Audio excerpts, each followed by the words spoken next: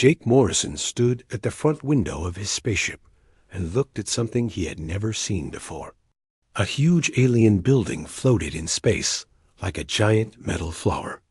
Its petals moved slowly around the center, which glowed with strange lights that pulsed like a heartbeat. Jake was the captain of the Columbia, the first ship humans had ever built that could travel between stars. For 30 years, people on Earth had wondered if they were alone in the universe. Today, Jake knew they were not. "Captain, we are getting a message," said Betty Walsh. She worked the radio and computer systems on the ship. Her fingers moved quickly over the buttons and screens. "It is not like our radio. The computer is trying to understand it." Jake nodded. His heart beat fast in his chest. This was the moment that would change everything for humans. The first message from aliens would be the most important thing that ever happened. The big screen in front of them started showing patterns.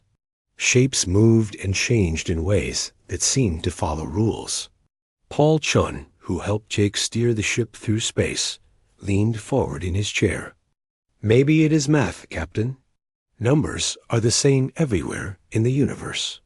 Kevin Davis, who was in charge of protecting the ship, put his hand near his weapon. "Or maybe they're telling us to go away." The pattern stopped. Now the screen showed what looked like a map of stars. A red dot blinked where their ship was. Green dots showed other places in nearby space. "They know where we are," Jake said quietly. "Now we need to find out what they want to do about it." He got his answer soon. The ship's sensors found many alien ships coming toward them from different directions. The alien ships looked smooth and alive, like they were swimming through space instead of flying. 15 ships now, Captain," said Linda Gray, who watched for dangers and enemies. "They are surrounding us." Jake turned on the radio to send a message on all frequencies. "This is Captain Jake Morrison of the Earthship Columbia. We come in. Peace. We want to meet your people and be friends." The aliens did not answer with words. Instead, they answered with action. Beams of energy came from their ships and wrapped around the Columbia like invisible ropes. The human ship was caught and could not move, no matter how hard the engines tried to push. "Sir, they are pulling us toward the big station," Paul said. His voice was tight with fear, but he tried to stay calm. On the screen, the alien building got bigger and bigger. Jake could see openings in it like huge mouths, ready to swallow their ship. He pressed a button to send an emergency message, hoping somehow it would reach Earth. "Everyone get ready," Jake announced to his crew over the ship's speakers. "We might have visitors soon. Remember, we represent all humans now. Whatever happens, we need to show them the best of what we are." The Columbia was pulled into one of the openings in the alien station. The opening closed behind them with a sound like thunder. Jake realized that meeting aliens might be the last thing humans ever did. Inside the alien station, the air felt thick and strange. Lights that changed colors moved along the walls like living things. The Columbia was held in place by invisible forces that Jake did not understand. "Captain, look at that," Betty whispered. Through the front window, they could see the aliens for the first time. They were tall and thin, with skin that looked like crystal. Their skin changed colors as they moved, going from blue to green to yellow like lights on a Christmas tree. They did not walk like humans. They flowed like water, smooth and graceful. The aliens looked at the human ship with interest, but Jake could tell they were not friendly. They moved around the Columbia like scientists studying a bug under a microscope. Some of them carried devices that beeped and flashed lights at the ship. "They are scanning us," Linda said, "looking inside our ship with their machines." One alien came very close to the front window. It was taller than any human, with long arms that ended in hands with too many fingers. Its crystal skin was bright orange now, and strange symbols appeared and disappeared on its surface, like words made of light. The alien tilted its head and looked right at Jake. For a moment, the two beings stared at each other through the window. Jake raised his hand and waved, trying to show he was friendly. The alien's skin turned red. It stepped back quickly and made sounds that Jake could not understand. Other aliens came running. Their skin was flashing red and orange now, colors that somehow felt like danger and fear. "I think we scared them," Paul said. "Or they scared us," Kevin replied, his hand still on his weapon. More aliens appeared, carrying larger devices. These ones looked like weapons, though they were unlike any weapon Jake had ever seen. They were smooth and curved, and they hummed with energy. The aliens surrounded the Columbia. Their skin was all the same color now, a deep red that pulsed, like a warning. They were talking to each other with sounds like music, but it was not beautiful music. It was sharp and quick, like the sounds animals make when they are afraid or angry. "Captain," Betty said, her voice shaking, "I think they think we are dangerous." Jake watched as more aliens appeared. These ones wore what looked like armor made of the same crystal material as their skin. They carried bigger weapons and moved like soldiers getting ready for a fight. "They do not know we are intelligent," Jake said slowly. "They think we are just animals, dangerous animals." The truth hit him like a physical blow. The aliens had never seen humans before. They did not know that humans could think and talk and build spaceships. All they saw was a strange creature that looked different from them. And different meant dangerous. One of the armored aliens stepped forward and pointed its weapon at the Columbia. The weapon glowed brighter, and Jake could feel heat coming through the ship's walls. "Everyone stay calm," Jake ordered his crew. "Do not move quickly. Do not touch any weapons. We need to show them we are not a threat." But as he watched the aliens preparing their weapons and talking in their musical language, Jake realized it might be too late. The aliens had already decided what humans were. They were beasts from a distant world, too dangerous to be allowed to roam free. The first chapter of human contact with alien life was not going to be about friendship and learning. It was going to be about survival and proving that humans deserve to be treated as equals instead of animals. Jake Morrison had wanted to be the captain who brought humanity to the stars. Instead, he might be the captain who watched humanity be caged like wild animals in an alien zoo. The future of his entire species now depended on convincing beings who could not understand human speech that humans were more than just clever beasts. And time was running out. Dr. Lisa Parker pressed her face against the clear wall of her prison cell. She had been watching the alien scientists for 3 weeks now. They moved around like doctors working in a hospital, but Lisa knew she was not a patient. She was more like a lab rat. The aliens were beautiful in a strange way. They were called Kethver, though Lisa had learned their name by listening carefully to their musical voices. Their crystal skin changed colors when they felt different emotions. Blue meant they were thinking. Green meant they were happy. Red meant they were scared or angry.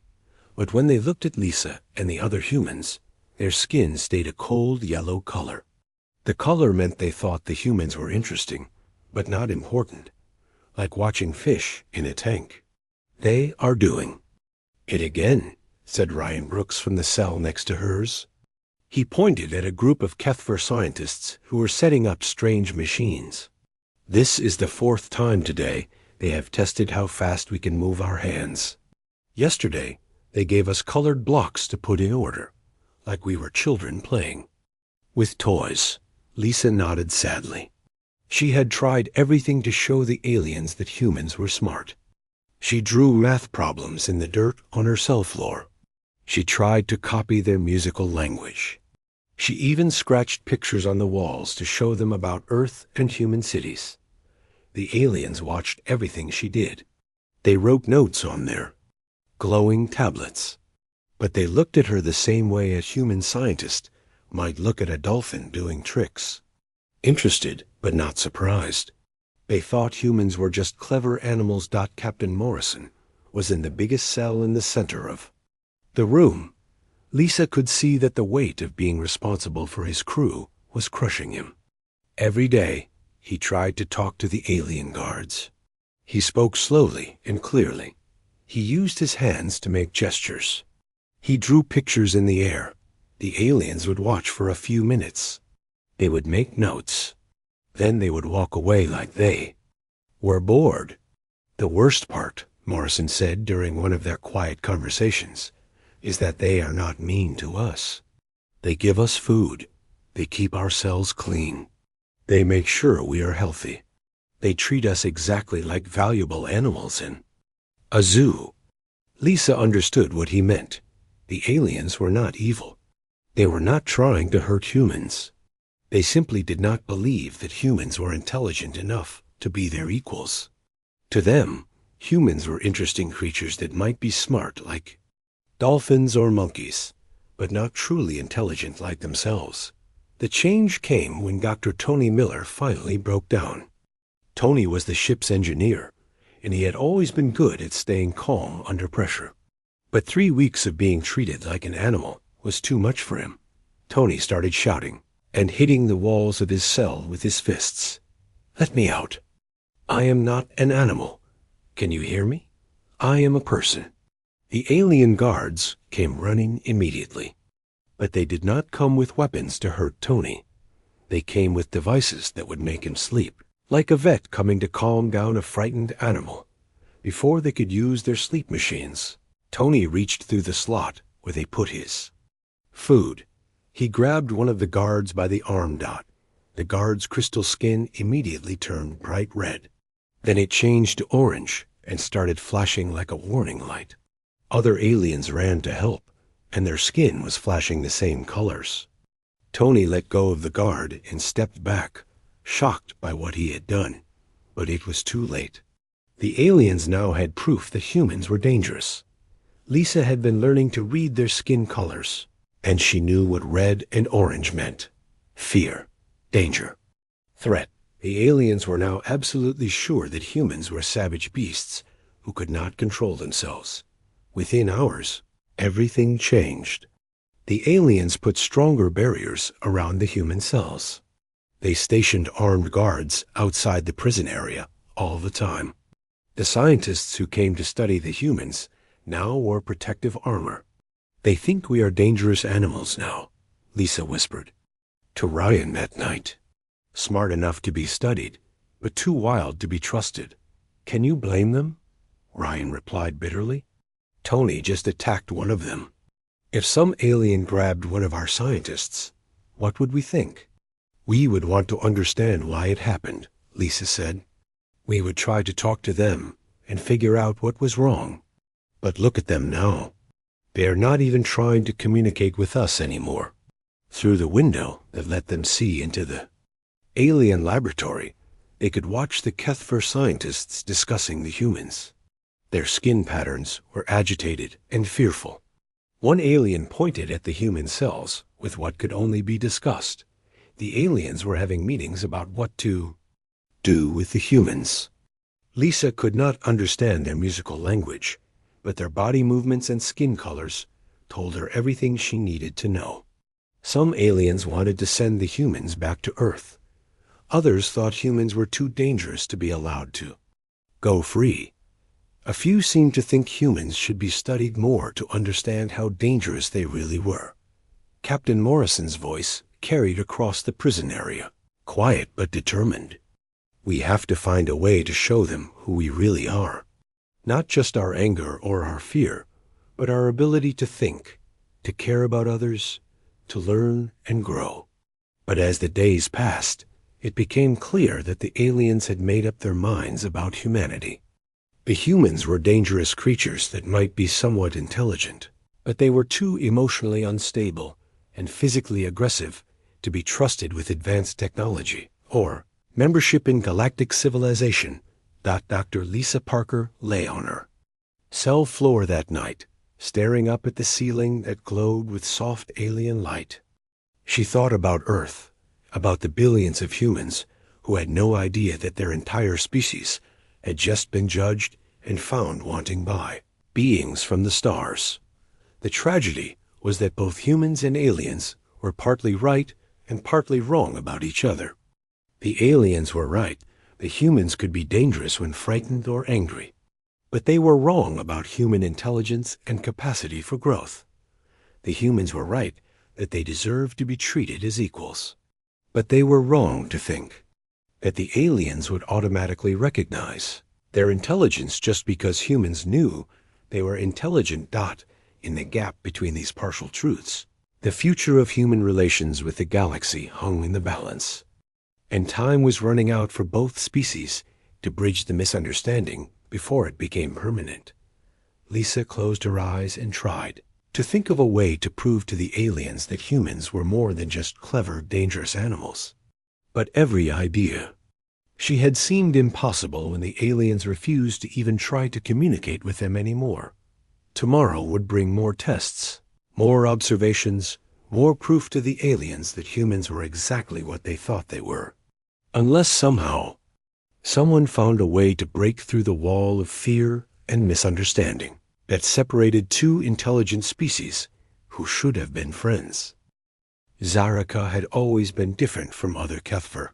While her people loved harmony and agreement, she was drawn to puzzles and strange problems that others wanted to avoid.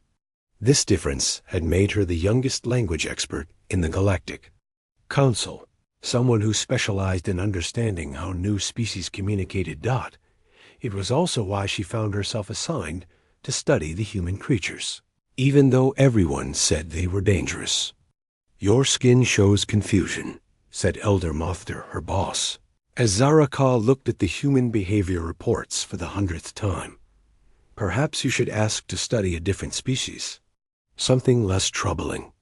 Zaraka's crystal skin flickered through several colors before settling on deep blue, which meant she was thinking hard. "Elder, please watch this recording from day 12. The holographic display showed one of the humans, the one called Captain Morrison, trying to communicate with a small cleaning robot. He moved slowly and spoke in gentle tones. When the robot seemed scared of him, he backed away to give it space. "Hunting behavior," Elder Mothter said dismissively. "He is studying the robot's abilities, maybe planning to attack it later. But Elder, look at his face, the way he moves his body. And watch day 18.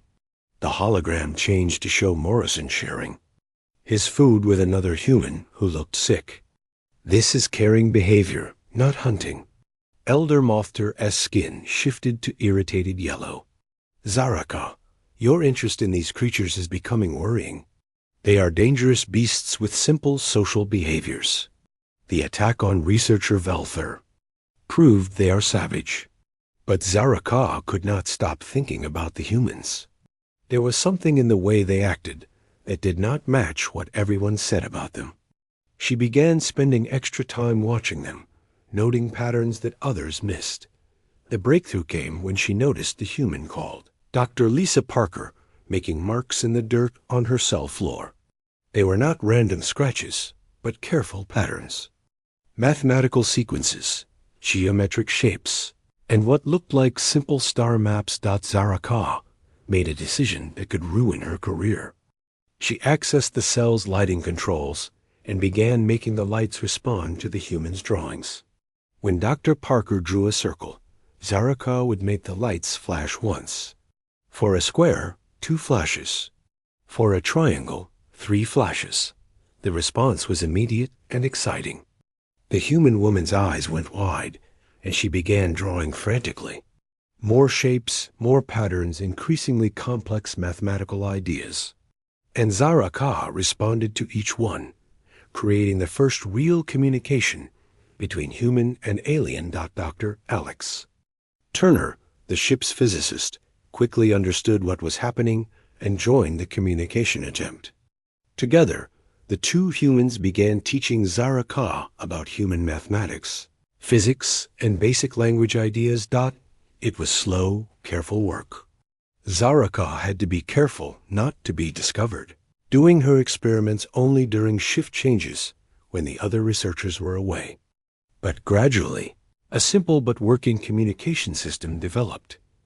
The day everything changed was when Dr. Turner managed to spell out a simple message using their established symbol system. We are not animals. Zaraka's skin flared through.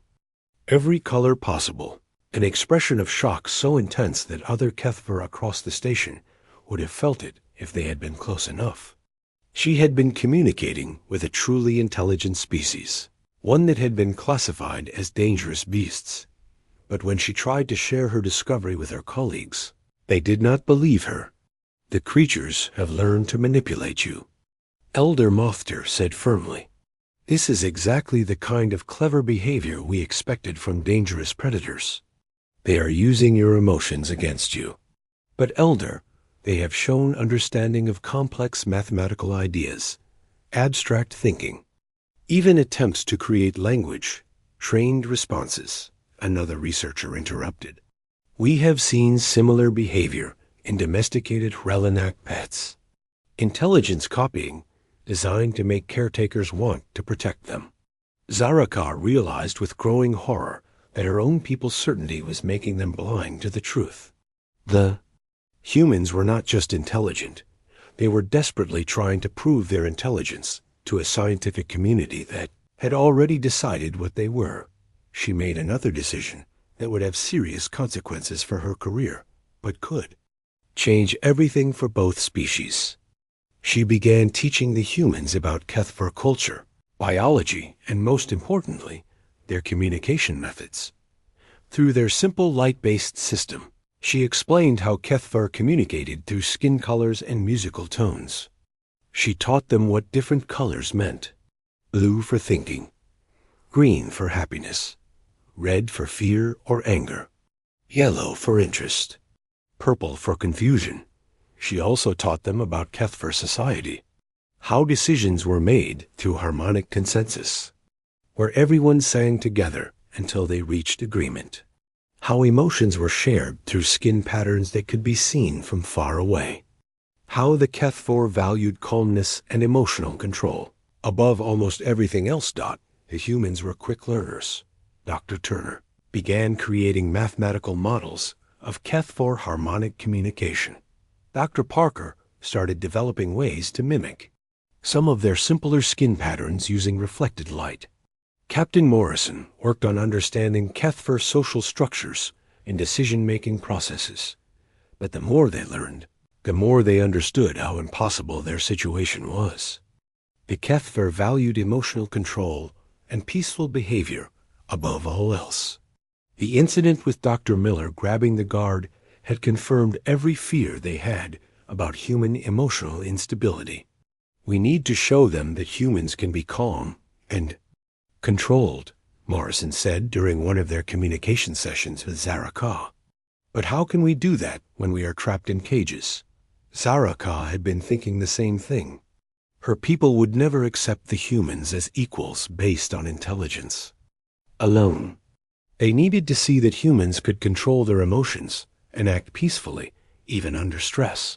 She began working on a plan. If she could create a situation where the humans could demonstrate their emotional control and peaceful intentions, maybe she could convince the council to reconsider their classification. But she knew it was dangerous. If her plan failed, it would not only end her career, but it might make things worse for the humans. They might be classified as even more dangerous than before. Still, she had to try. She had seen the intelligence in their eyes, heard the desperation in their attempts to communicate. These were not animals. They were thinking, feeling beings who deserved a chance to prove themselves. The real test would come sooner than anyone expected, and in a way that would force both species to confront their assumptions about intelligence, civilization, and what it truly meant to be worthy of respect in the galaxy. Zaraka just hoped that when the moment came, Both humans and Kethver would be wise enough to see past their fears and prejudices to the truth that lay beneath. The crisis began with a sound that made every Kethver on the station feel sick. It was a deep, rumbling noise that came through the station's crystal walls like the cry of a dying giant. Zaraka felt it in her bones, a terrible vibration that spoke of systems failing and death coming soon. Red emergency lights flashed through the corridors as she ran toward the human prison area. The station's gravity kept changing, making her stumble as loose objects floated through the halls. Through the transparent walls, she could see space itself twisting and bending around the station like a whirlpool. "Spatial storm," came the announcement in harmonic Kethver language. "All personnel to emergency stations. Begin evacuation immediately." But as Zaraka reached the containment level, she realized with growing terror that the evacuation plans did not include the human specimens. They were to be left behind, considered too dangerous to transport during an emergency. She found the humans pressed against their cell walls, clearly knowing that something terrible was happening. Captain Morrison spotted her immediately. "Zaraka," he said, using the simple version of her name they had worked out during their secret communication sessions. "What is happening?" She quickly activated their crude communication system, using the cell's light controls to spell out her message. "Space storm, station dying. You left behind." The humans' faces showed fear, then anger, then something that surprised even Zaraka, who had come to understand these beings better than any other Kethver. Instead of panic or trying to save only themselves, the humans began working together. "Listen, everyone," Morrison called out to his crew. "We need to understand how this station works and find a way to help with whatever crisis they are facing." "Help?" Dr. Parker called back. "Jake, they have kept us locked up for months. They think we are animals. And that is exactly why we need to prove them wrong," Morrison replied firmly. "Zaraka risked everything to talk with us. She has shown us more respect than anyone else here. We owe it to her and to every human back on Earth to show them what we are really capable of." Dr. Turner had been studying the station's structure through their cell's observation window. "The energy waves are affecting their gravity controls.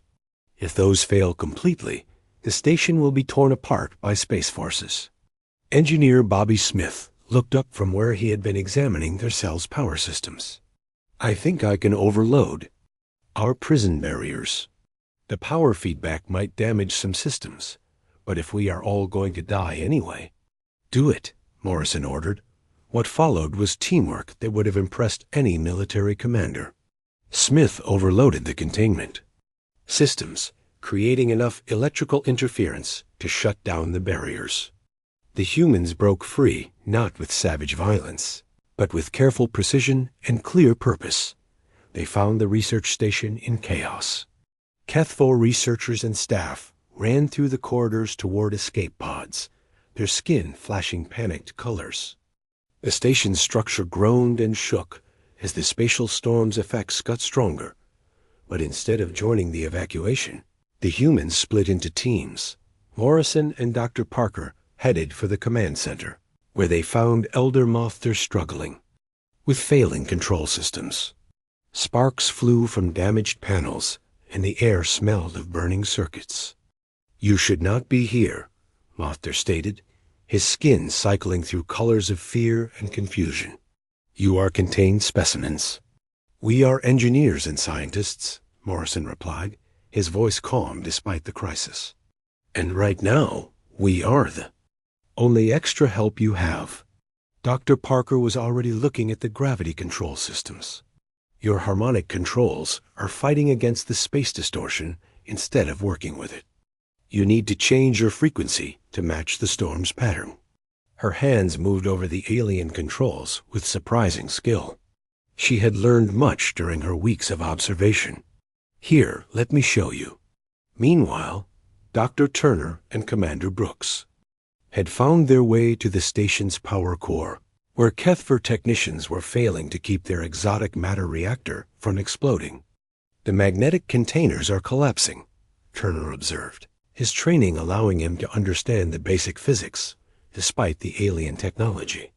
"But if you reverse the magnetic field on these coils and create a counter-rotating field, Kethver technicians stared at him in shock as he began making changes to their systems, his human hands working alongside their crystal appendages to save the reactor.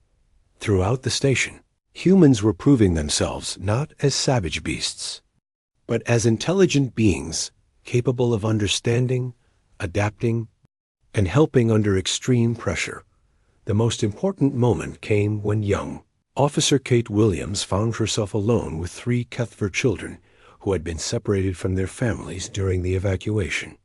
Instead of leaving them behind, she gathered them close, speaking in soothing tones while guiding them toward the escape pods.